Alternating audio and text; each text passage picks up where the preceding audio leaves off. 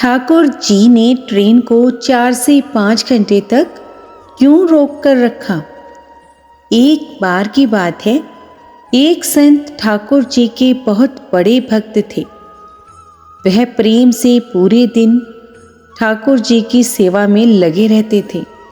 प्रातःकाल उन्हें प्रेम से उठाना, स्नान आदि करवाकर वह उन्हें अत्यंत प्रेम के साथ भोग लगाते और उसके बाद वह उनके भजन कीर्तन में लीन हो जाते और रात में वह उनको सुलाकर ही स्वयं सोते। ऐसा प्रतिदिन करते करते उनका समय कब बीत जाता था, उन्हें स्वयं भी इस बात का ज्ञात नहीं था। बिहारी जी इसके अलावा और कुछ भी नहीं जानते थे। वह जहाँ भी जाते वहीं ठाकुर जी को अपने साथ ले जाते। हर अक्षण उन्हें सिर्फ ठाकुर जी का ही ध्यान रहता। वह सिर्फ उनकी ही बात किया करते थे और ठाकुर जी भी उन संत की सेवा भाव से अति प्रसन्न रहते। वो कहते हैं न कि भगवान को सिर्फ भक्त का प्रेम भरा हृदय चाहिए और कुछ भी नहीं। यह बात इस कहानी से सिद्ध हो जाती है कि भगवान को सिर्फ प्रेम और भक्ति से ही पाया जा सकता है। एक बार वह संत कुछ अन्य संतों के साथ ट्रेन की यात्रा कर रहे थे। वह संत अपने साथ ठाकुर जी को भी अपनी यात्रा में साथ ले आए और अपनी साथ वाली सीट पर उन्हें विराजमान कर उनको प्रणाम किया। अब संत ने अन्य संतों के साथ मिलकर प्रभु की भक्ति में ओतप्रोत होकर प्रभु भजन और कीर्तन आरंभ कर दिया। प्रभु भजन और कीर्तन की समाप्ति के बाद वह सभी संत प्रभु भक्ति की चर्चा में लीन हो गए और कब उनकी मंजिल आ गई उन्हें पता भी नहीं चला। सभी संत एक साथ ट्रेन से नीचे उतरकर स्टेशन के बाहर आ गए और आश्रम में पहुंच गए। आश्रम में पहुंचकर जब उस संत का भोजन का समय हुआ तो उन संत ने सोचा कि ठाकुर जी को भी भोग का समय हो चुका है। बिना ठाकुर जी को भोग लगाए मैं भोजन कैसे ग्रहण कर सकता हूँ? और वह ठाकुर जी को भोग लगाने के लिए भोग की तैयारी करने लगे। किंतु ये क्या, जब वह संत भोग लगाने के लिए ठाकुर जी को अपने बक्से में से निकालने लगे तो ठाकुर जी तो वहां विराजमान ही नहीं थे।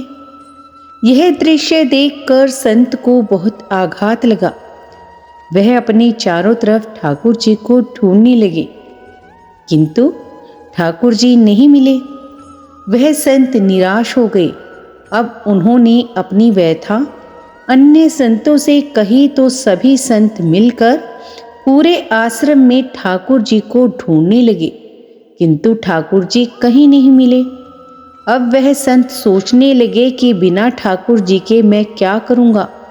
यह बात सोचते सोचते उनके नेत्रों से अश्रु की धारा बहने लगी।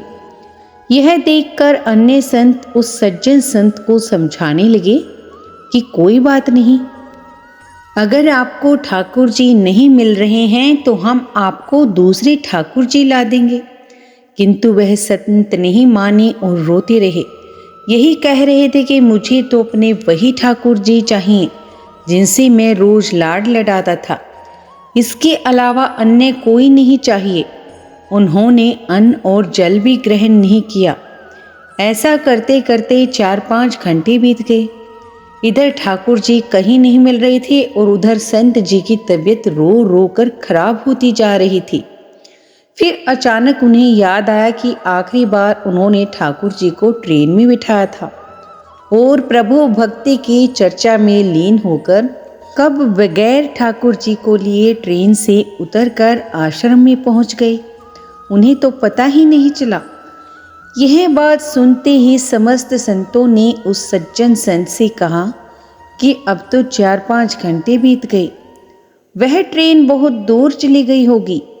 यह बात सुनकर सज्जन संत ने अन्य सभी संतों से कहा, मुझसे गलती हो गई, मैं बगैर अपने ठाकुर जी को लिए ट्रेन से उतरकर आश्रम में पहुंचाया, किंतु मेरे ठाकुर जी मुझे छोड़कर कहीं नहीं जाएंगी।